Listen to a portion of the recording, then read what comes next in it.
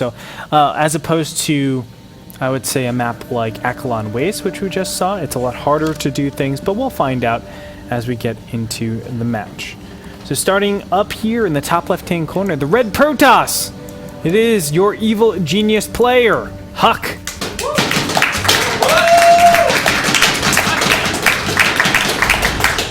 And the Korean phenom, the self-proclaimed top 20 world player, it is Incredible Miracles Byul.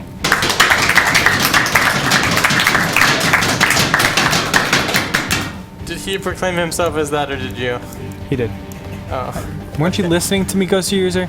Gosh. I mean, I heard what you said, but I just thought earlier you said that you proclaimed him top 10 or top 20. Well, I said top 10. Or top 20, didn't you? But he said top 20. Yeah. Did he? Yeah. Top 20 Zerg or top 20 player? Player. Wow. And he's been a consistent performer on the Korean ladder. I mean, he's Grandmaster Korean. And tonight he looked pretty good, especially against Poland, I thought. I do too. Or I did too.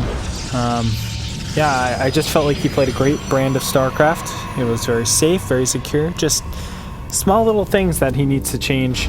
Well, he needed to change to beat Pult, but overall he was on Pult's level. And that's, to be on Pult's level, that means you are a champion, as it is. Because Pult is a multiple-time champion in his career. Huck starting out with the very standard Gateway Expand, as we expected him to do. On the other side, Hatch first, out for Byul. Is this a situation where you would ever... Well, we can already see by the extractor, but... Is this a situation ever where you just go for a blind 3 hatcheries?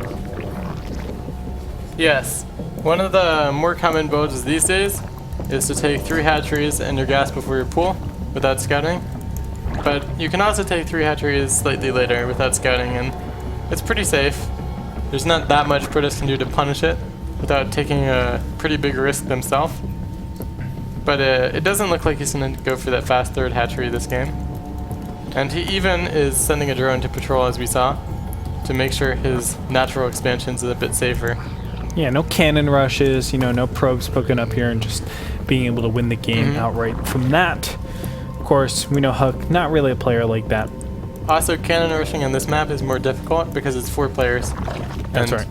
Cannon rushing in a 4-player map can be kind of a risk, because if you go for that opening and they're just going for a 15 pool, then you're usually pretty far behind. Yeah, that's true. And of course, like, just scouting your opponent out, everything like that. But a Stalker going to be made this time around, not a Zealot. It's going to be a Stalker poking up, a Sentry directly behind that, and no Mothership Core. Wow, interesting. I actually like the order that he's doing this. Why? The Mothership Core is mostly needed for safety early game, but since no Zerg is going to attack you because the Mothership Core makes you safe, then you don't actually need to make it so quickly. Okay. What about like about Time Warp and Planetary Nexus energy? Like, you don't need that? Those are useful if you're doing a quick push, but if you're not doing an incredibly fast push, then the energy isn't as useful. Usually you'll have more than you need anyways, and a lot of the time when you see a Protoss go for a push with the Mothership Core, it's already maxed on energy, so building it a bit later isn't a concern at all. And I mean, he's still getting it pretty early, just not as quickly as some Protosses. Okay. Well, a Sentry is going to take out these 2 Zerglings that are trying to contest this area. Pretty easy win for him. Good timing on pulling back his Stalker, too. Dark Templar, straight to Dark Templars. This is really fast. Pretty surprised.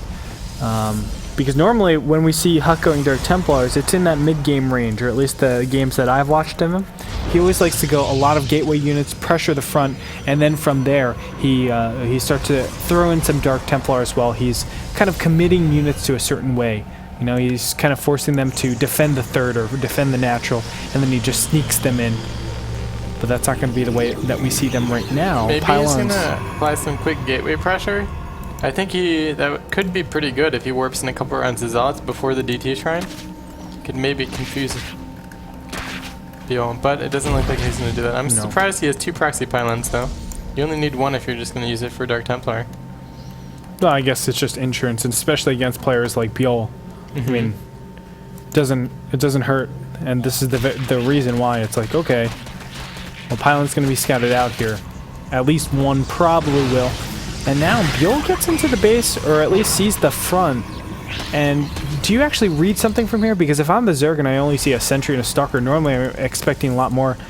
I would kind of anticipate like a sentry drop, but not even that. Something cheeky like Dark Templars. I don't think you're going to read that much into it, because even when Protoss is going to go for a push, a lot of the time they just hide the units and don't let you see them. That's true. And he did the forge opening last game as well. The Overlord gets in here and sees. Absolutely standard stuff. Nothing too crazy. And now he's in a lot of trouble. His lair isn't done yet. He doesn't have any spores, and there's DTs in every single base. This is a nightmare situation as a Zerg. Yes, it is. Dark Templars starting their work. Let's take a look as 7 workers are killed so far. It's going to be it's going to be a lot more. At least another 7, I would think. And he's going to be able to take out the Spore Crawlers as well. I mean, everything is going the way of Huck. You can see he's very healthy behind this. What is he going to do afterwards? That's the big question. Is Dark Templar needs to start doing something. And Byul tried to go for this round, but it was not effective here. And look at that! Even killing the Queen, the Spore Crawler, everything's going Huck's way now in game number 2. Yeah, killing some drones. The main has 10 kills already.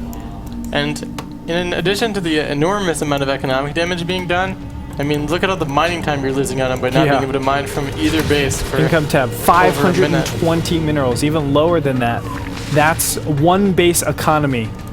That's not looking too good, and even hiding the Dark Templar in the back left. Kind of messing up a little in the background, making a second Twilight Council. But hey, it's for double upgrades, bro. Yes, you can charge that and blink at the same time. Same time. There you go. But I mean, he's enormously ahead in my opinion now. He only has 1 drone in his main base, Byul that is, and only 12 drones as natural. And he's not even mining from any of his gases. Now he's just resaturating 1 geyser now. 50 workers to 33, and I would say that was worth it. 21 workers killed. If it wasn't worth it, no one would ever go do DTs. Dark Templars. That's like the best case scenario right there. Blink is on the way out. We're going to see most likely just a Blink all in from here. I mean, all he has to do is lean on his opponent, and eventually Byul will fall. That's what it comes down to. Although Byul... Maybe. If he catches enough stalkers or something like that, then maybe he has a chance. But this is actually going out incredibly well for Huck. Yeah, even Byul trapping his own stalkers inside. He didn't even lose a stalker. I don't think he lost a unit there. No, I don't think... He killed a ton of Zerglings. That was incredible. Units lost tab. Oh my god, only 6. So yeah, that was not too bad. It looked bad in the beginning stages, but... Yeah, but it's just to draw the Zerg in. Exactly. You make them think you missed your force fields, and then you're like, ha! You can't kill any of these units, and then they lose all the Zerglings. Well, Blink is just about to finish. Additional 3 gateways are up, putting him at a total of 8 gateways. He'll be able to aggress on pretty fast. He still has this proxy pylon over on the left-hand side. And things are going well, even taking a 3rd base. Yeah, he's ahead in supply. He has incredibly good tech and upgrades. And Byul, he has almost no tech. I mean, he has roach speed, but he has no evolution chambers. And he has no Hydralisk. He's pretty much completely, what's a good word for it? Crippled, I guess. Units tab showing 14 roaches out in the field. And Immortals are being added on to the composition, so it looks like he just doesn't want to leave anything to chance. Getting additional Immortals will just solidify his advantage in composition and quality. At this point, if he goes Blink Stalker Immortal Sentry, it's going to be so tough for Byul to deal with it. Yeah, nay, impossible. Yeah.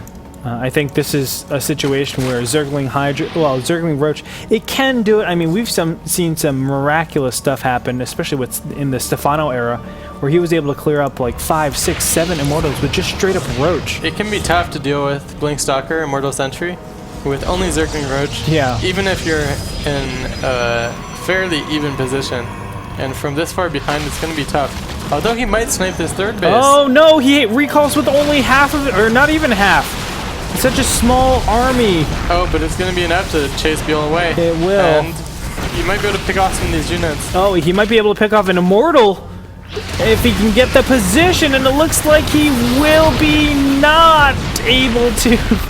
That's sick grammar. I mean, that Immortal will be easier to kill later, but it's not worth the amount of units Byul lost to try to get it. Definitely not.